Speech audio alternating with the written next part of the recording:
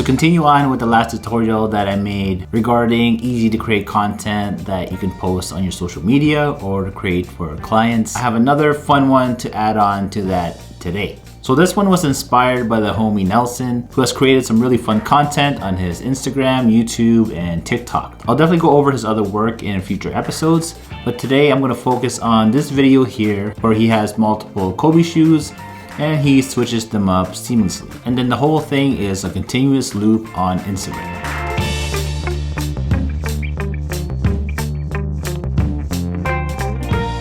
So I gathered up some camera gear and items from around the office and tried to recreate his video. And this is what I came up with.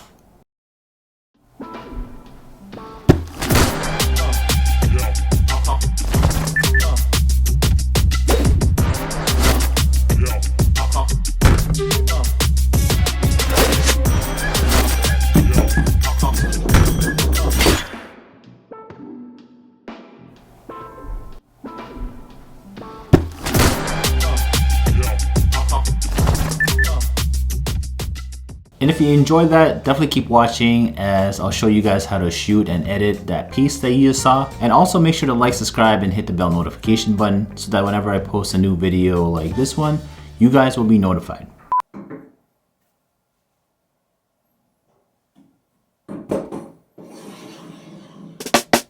Now before we get started with the shooting and editing portion of the video, I want to thank Soundstripe for sponsoring this tutorial. If you're still unsure what Soundstripe is all about, they're a website that provides us content creators and editors high quality music that we can use for our personal projects or even commercial ones. So before I even start scripting, shooting, and editing the piece, I wanted to find the right track to complement what I had in mind. So I wanted to find something that was fun and kind of chill at the same time. And I stumbled upon this track here by New Alchemist, which is exactly what I was looking for.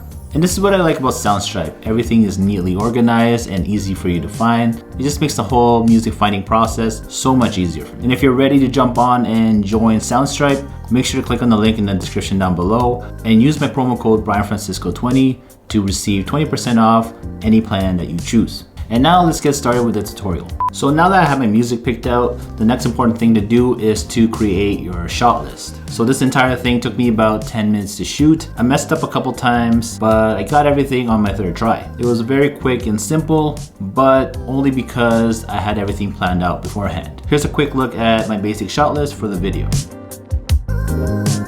There's many ways to do this, but I decided to shoot it as one long clip as I found it slightly easier to work with and edit.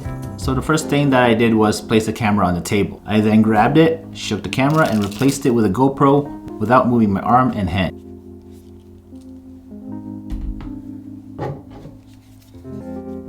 Then I continued the movement by shaking the GoPro and then threw it away. I had a sweater on the edge of the table here, so no worries, the GoPro is in good shape. Then I tried to keep my hand in the same spot, moved it back like I was about to catch another item, and then I placed another lens in my hand. I then kept the movement going by placing the lens down on the table. I switched it out with the smaller lens, and then I pretended that I was about to crush that lens with my hand. I stopped the movement right when my hand was on top of the lens. I removed it and continued moving my hand down the table. I then lifted my hand up, tried to keep it around the same spot, and then placed another lens beneath it. The next thing to do was to take the lens and spin it on the table. I then removed the lens after the spin, keeping an eye on where I placed it on the table, and then started spinning the case of the ND filter around the same spot. This part took the longest for me. I had a hard time having it spin around the same area, but I eventually got it. Once that was done, I removed the filter case and did my very last movement, which was the box drop and then pick up. I had to do two different movements there for the box since I was using it at the very beginning and the very end of the video to create that endless loop. Alright, now let's put this together in post. So the first thing I did was place a custom generator on the timeline so that I could easily move the clips around. Then I placed the clip with the camera on the table first before I picked it up. The next clip I placed was the box drop. So there's two parts to this box drop. We're going to cut it at the part where my hand was about to pick up and lift it up, and that will go at the beginning. The other part we just cut off, we will need that clip at the very end of the video. Important thing is not to resize that clip. We want to keep that clip the way it is, just so that we can create that continuous loop. Now that we have the box pickup clip on top of the other one, I added on the draw mask tool and masked out the bottom of the box while it was lifting up, just to show the clip below it. Next, we need to connect the GoPro shaking part to the camera shake. This part is all about finding the right part on each clip to connect. 1 or 2 frames can make a big difference, so play around with each length.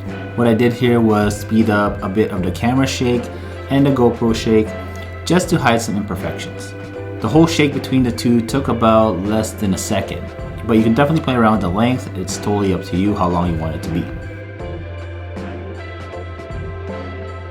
After the GoPro throw, I connected the hand moving back and the lens in my hand right after, and then I added on some motion blur on top of the clip. I did this so that I can hide the little imperfections between the transition.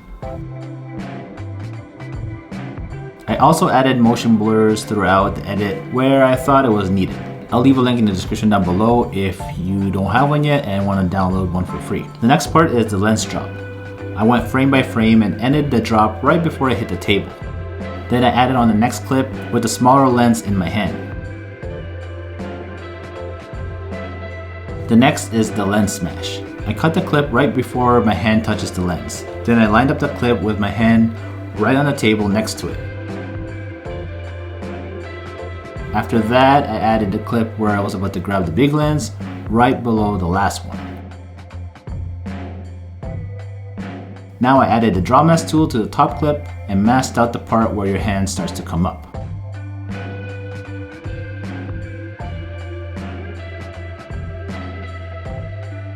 And next I lined up the lens spin with the filter spin.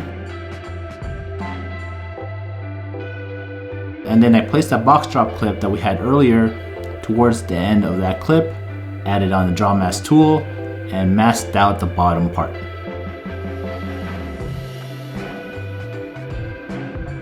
And to make sure the edit popped out even more, I made sure to color grade it so that the colors were vibrant. And I also added a bunch of sound effects to match each movement in each clip.